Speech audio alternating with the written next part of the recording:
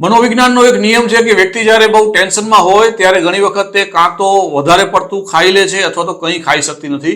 તેવી જ રીતે એવું કહેવાય છે કે ઇકોનોમિક ચિંતા જ્યારે વધી જાય ત્યારે લોકો ખર્ચ સાવ ઓછો કરી નાખે છે અથવા તો વધારે પડતો ખર્ચ શરૂ કરી દે છે.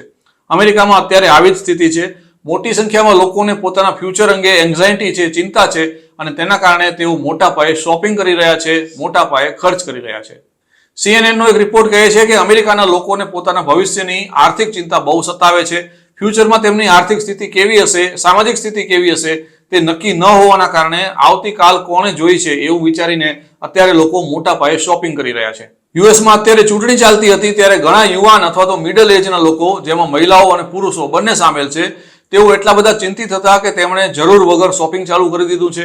ઘણા એક્સપર્ટ તેને ઇમ્પલ્સ બાઇંગ પણ કહે છે કે જેમાં વ્યક્તિ ટેન્શનમાં હોય ત્યારે ચીજ વસ્તુની ખરીદી કરતો હોય છે, ભલે તે ચીજ વસ્તુની તેને જરૂર હોય કે ન હોય.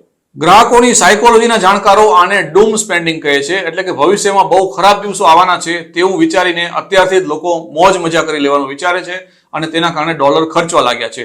એક સર્વેમાં જાણવા મળ્યું કે દેશની ઇકોનોમી અને પોલિટિક્સ વિશે ચિંતા હોવાના કારણે અમેરિકનો ડૂમ સ્પેન્ડિંગ કરી રહ્યા છે. અત્યારે યુટ્યુબ થી લઈને ટિકટોક સુધી આ વાતની જ ચર્ચા ચાલે છે. નવી પેઢીના લોકો, જેને જનરેશન ઝી કહેવામાં આવે છે, તેઓ કહે છે કે અમારા મોજ શોખ અમે ભવિષ્યમાં પૂરા કરીશું તેમ માનીને અત્યારથી કરકસરથી જીવીએ તે શક્ય નથી. ભવિષ્યમાં શું થવાનું છે તેની કોઈને ખબર નથી, તેથી અત્યારે જ ખર્ચ કરવાનો છે. જો કે આ કોઈ સમસ્યાનો ઇલાજ નથી. એક્સપર્ટ માને છે કે થોડા સમય માટે આવા શોપિંગથી તમને માનસિક શાંતિ મળી શકે, પરંતુ તેના કારણે વ્યક્તિની ફાઇનાન્શિયલ હેલ્થ, નાણાકીય તબિયત બગડી શકે છે. ખાસ કરીને જેઓ દેવું કરીને મોજ મજા કરે છે તેના માટે આગળ જતા સમસ્યા વધવાની છે. એક ફાઇનાન્શિયલ એડવોકેટે કહ્યું કે લોકો પોતાના ઇમોશનના આધારે પણ શોપિંગ કરતા હોય છે અને તેમાં ઘણી વખત રેશનલ રીતે વિચારતા નથી હોતા.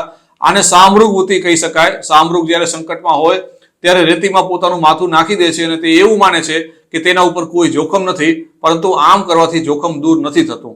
લોકો પોતાની પીડા દબાવવા માટે કેફી પદાર્થો જે રીતે લેતા હોય તેવી જ રીતે શોપિંગ કે સ્પેન્ડિંગનો આશરો લેતા હોય છે, તેને પણ તેઓ નશીલા પદાર્થની જેમ વાપરે છે.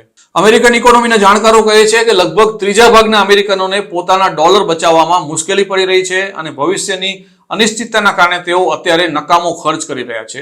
એક રીતે જોવામાં આવે તો આને ઇકોનોમિક પેસિમિઝમ એટલે કે આર્થિક નિરાશાવાદ કહી શકાય. ડોનાલ્ડ ટ્રમ્પ હવે અમેરિકાના નવા પ્રેસિડેન્ટ તરીકે ચૂંટાઈ આવ્યા છે. જો બાઇડન તરફથી તેમને વારસામાં જે ઇકોનોમી મળી રહી છે તે એક આગળ ઉપર તો બહુ મજબૂત લાગે છે. તેમાં બેરોજગારીનો દર બહુ નીચો છે અને પ્રોજેક્ટેડ ઇકોનોમિક ગ્રોથ પણ સારો રહેશે તેવી આશા છે. ફુગાવો મોટાભાગે કંટ્રોલમાં આવી ગયો છે, પરંતુ ફુગાવાનો દર નીચો હોય તેનો અર્થ એવો નથી કે બધા લોકોને ફાયદો થયો છે કે પછી ચીજ વસ્તુના ભાવ ઘટી ગયા છે. માત્ર 37% અમેરિકનોને ઇકોનોમીની સ્થિતિ ઉપર ભરોસો છે તેવું CNNના એક પોલમાં જાણવા મળ્યું હતું. ડોનાલ્ડ ટ્રમ્પ ચૂંટણી જીતી ગયા તેમાં પણ અમેરિકન ઇકોનોમી અંગેના ફ્રસ્ટ્રેશને ભૂમિકા ભજવી છે એવું કહેવાય છે. 54% લોકો કહે છે કે તેમણે ટ્રમ્પને એટલા માટે વોટ આપ્યો કારણ કે તેઓ અર્થતંત્રની સ્થિતિ સુધારી દેશે તેવી તેમને આશા છે. અમેરિકન કન્ઝ્યુમર્સ જ્યારે ઇકોનોમી કે મોંઘવારીની વાત કરે ત્યારે તેમાં ગ્રોસરીના ભાવ અને હાઉસિંગની પ્રાઇસ, આ બે વસ્તુ સૌથી વધુ મહત્વ ધરાવે છે. આ બંને ચીજ એવી છે જેમાં અમેરિકાની સ્થિતિ અત્યારે સારી નથી. કાગળ ઉપર એવું દેખાય છે કે ફુગાવો ઘટી ગયો છે, પરંતુ ગ્રોસરી સ્ટોરમાં ખરીદી કરવા જાઓ ત્યારે ત્યાં કોઈ ચીજ સસ્તી થઈ હોય તેવું લાગતું નથી. ગયા વર્ષે પણ ભાવ ઊંચા હતા અને આ વર્ષે પણ ભાવ ઊંચા જ છે. તેથી લોકોને એવું જ લાગે છે કે તેમની ઇકોનોમિક સ્થિતિ સારી નથી. આ બધા પરિબળોએ તેમની સ્પેન્ડિંગની જે આદત હોય તેના ઉપર અસર કરી છે અને ફ્યુચરમાં કંઈક નહીં ખરીદી શકાય તેના કરતાં આજે જ ખરીદી લઉં તેવું માનીને ઘણા ગ્રાહકો ખરીદી કરતા હોય છે. આ ઉપરાંત ઇન્ટરનેટ અને સોશિયલ મીડિયાએ પણ લોકોને બેફામ ખરીદી કરવા માટે પ્રેરિત કર્યા છે અને મોટાભાગના લોકો પોતાના ફોનને એટલા માટે અપગ્રેડ કરતા હોય છે કારણ કે તેમને એવું લાગે છે કે 2 કે 3 વર્ષ જૂનો ફોન વાપરવો એ હવે કુલ ન ગણાય, તેથી તેઓ નવા ફોન ખરીદે છે. સોશિયલ મીડિયા ઇન્ફ્લુએન્સર, પછી પ્રોડક્ટ એડવર્ટાઇઝમેન્ટ, આ બધાના કારણે પણ લોકો જરૂરી ન હોય છતાં ચીજો ખરીદતા હોય છે તેવું અમેરિકામાં વધારે બને છે. ઇલેક્શનના રિઝલ્ટ તો આવી ગયા, પરંતુ હવે શું? તો માર્કેટિંગના પ્રોફેસરો કહે છે કે હજુ તો આગામી સપ્તાહોમાં અમેરિકનો બહુ મોટા પાયે શોપિંગ કરશે અને પોતાનું પર્સ ખાલી કરી નાખશે. તેનું કારણ એ છે કે ડોનાલ્ડ ટ્રમ્પ ભારે બહુમતીથી ઇલેક્શન જીતી ગયા છે. તમે જે પાર્ટીને વોટ આપ્યો હોય તે પાર્ટી જો ઇલેક્શન જીતી જાય ત્યારે તમારામાં એક પ્રકારનો જુસ્સો આવી જાય છે, તમારી હિંમત વધી જાય છે અને ફ્યુચરની ઇકોનોમિક ચિંતા હોવા છતાં લોકો એક વખત મોટો ખર્ચ કરી જ નાખે છે.